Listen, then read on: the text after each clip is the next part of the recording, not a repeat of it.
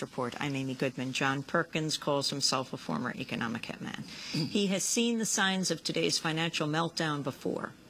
The subprime mortgage fiasco, the collapse of the banking industry, the rising unemployment rate, these are all familiar to him. Perkins was on the front lines of monitoring and helping create these very events that were once just confined to the third world. From 71 to 1981, he worked for the international consulting firm Chas T. Main, where he was a self-described economic hitman. It was based in Boston. He's the author of the New York Times bestseller Confessions of an Economic Hitman and The Secret History of the American Empire. Well, he's out with a new book. It's called Hoodwinked. An Economic Hitman reveals why the world financial markets implode and what we need to do to remake them. He joins me here in the Firehouse studio. Welcome, John. Well, for starters, though we've discussed this before, what exactly does an economic hitman mean? Well, Amy, I think it's fair to say that we economic hitmen have managed to create the world's first truly global empire, and it's basically a secret empire. We do it many ways, but principally we identify a country that has resources our corporations covet, like oil, arrange a huge loan to that country from the World Bank or one of its sisters. The money never actually goes to the country. It goes to our own corporations to build big infrastructure projects in that country that help a few very wealthy people, but don't benefit the majority of the people who are too poor to buy electricity or have cars to drive on the highways, and yet they're left holding a huge debt that they can't repay. So we go back at some point and say, you know, you can't pay your debts. Give us a pound of flesh. Sell your oil real cheap to our oil companies. Vote with us on the next critical UN vote. Allow us to build a military base in your backyard. Something along these lines. And when we fail, as I talk in my books, I failed with Jaime Roldos, president of Ecuador, Omar Torrijos of Panama. The jackals go in and either overthrow or assassinate these leaders. And if the jackals fail, as they did in Iraq, then we send in the military. And what personal experience do you have to prove this? Well, I was there. I was with Jaime Roldos in Ecuador. I was the guy, one of the guys who was supposed to corrupt him, bring him around, and Omar Torrijos of Panama, and many others. When I failed with those two gentlemen, the jackals went in and assassinated both of them. And I was in those front lines. My official title was chief economist of Charles T. Main. I had about 3 dozen employees working for me, and did this for 10 years, and finally saw the light. But I think what's really important about all this is that in this period of time, since the 1970s and really beginning very strongly in the 1980s, we've created what I consider a mutant viral form of capitalism.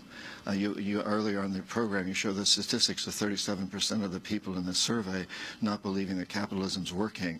I don't think the failure is capitalism. I think it's a specific kind of capitalism that we've developed in the last 30 or 40 years, particularly beginning with the time of Reagan and Milton Friedman's economic theories, which stress that the only goal of business is to maximize profits, regardless of the social and environmental costs, and not to regulate businesses at all. Regulation's bad of all forms, and to privatize everything so that everything's run by private business. And this mutant form of capitalism, which I think is really a predatory form of capitalism, has created an extremely unstable, unsustainable, unjust, and very, very dangerous world. You talk about the robber barons, the modern-day robber barons. Who do you mean?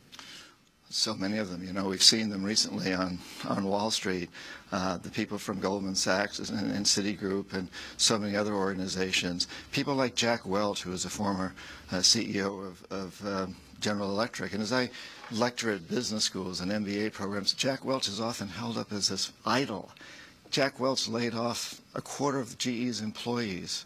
You know, he said he was making the company meaner and leaner. He certainly was making it meaner. Gave himself huge raises and bonuses at the same time.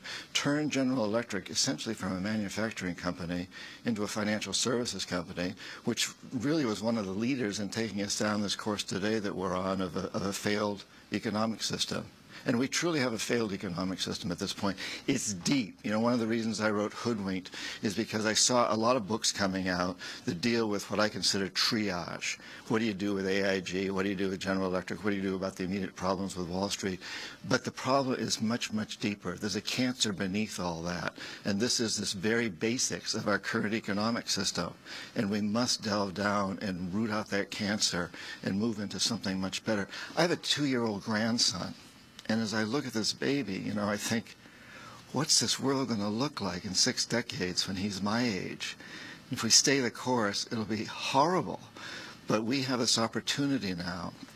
And I think this economic turmoil that we're in today is teaching us that we must change. We have a failed system. We must create something better. And we must realize that my grandson can't possibly hope to inherit a sustainable, just, and peaceful world unless every child growing up in Ethiopia and in Bolivia and in Indonesia and in Israel and Palestine has that same expectation.